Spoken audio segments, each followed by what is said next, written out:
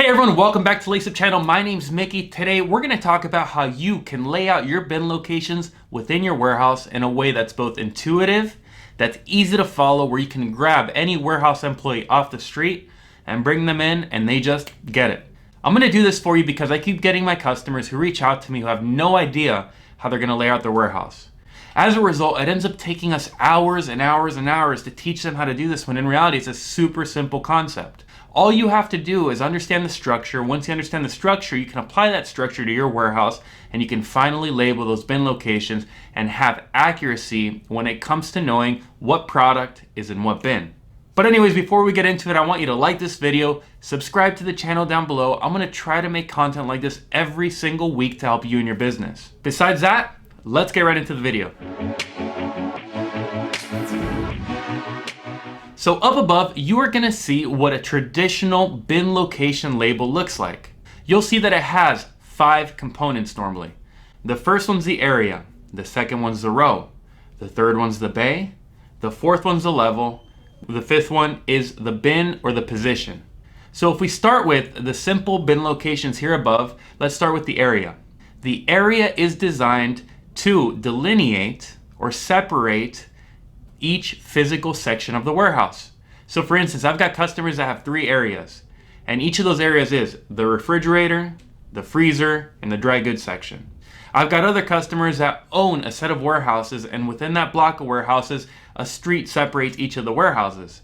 So let's say I have 3 warehouses, you'd have 3 areas, A, B, and C. So again, the area separates one section or one warehouse from the other. Now within every single warehouse in the world, you've got a set of aisles. And those aisles traditionally have a racking system of some kind on the left-hand side and on the right-hand side. Well, guess what? When you look at that aisle, think about it if you're in a supermarket, okay? You've got the canned goods here and the rice on this end, for example. Each of those sides is called a row. To the left, if you're standing on aisle 1, would be row number 1, and to the right would be row number 2. Within each row, you've got a set of bays. So a bay is pretty straightforward. It's the column divide between one section of the row and the other. Now I'm going to go ahead and show that above so you can see what that looks like. But you can see that it's just the metal beam, the space in between the metal beam and the other metal beam, that's called a bay. Now within the bay itself, you've got a set of levels. Some distributors have 2 levels, others have 5. Either way, each level working its way up from down below goes from 1 all the way to 5, for example. 1 being your picking floor, or the floor at the bottom of your bay from which your employees are actually going to grab product from and pick. Now keep in mind, most distributors have it this way. This could vary.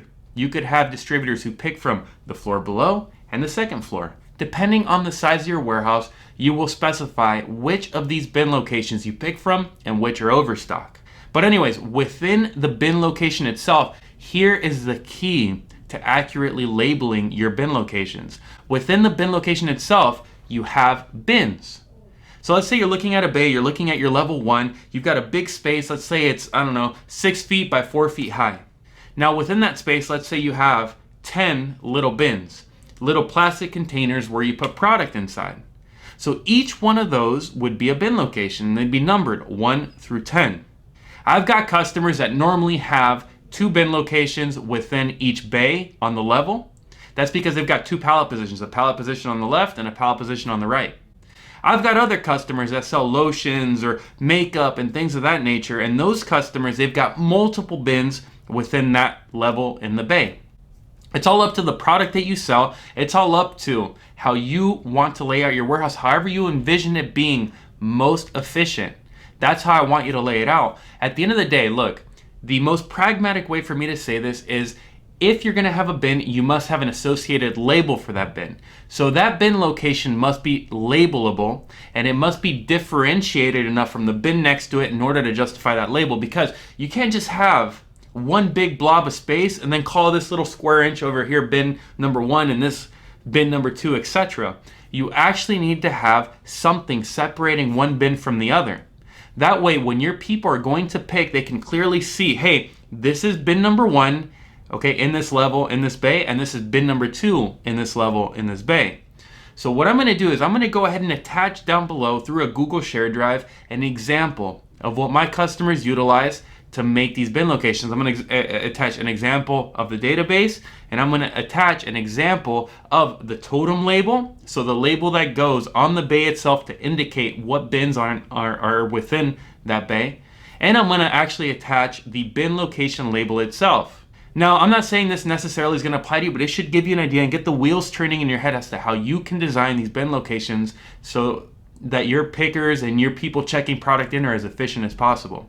So I really hope that this video helped you conceptualize how your bin locations are going to be laid out within your warehouse. If you have any questions for me, or if you think that you have a better way of doing this, hey, why don't you hit me down in the comments below? I'll make sure to get back to you personally.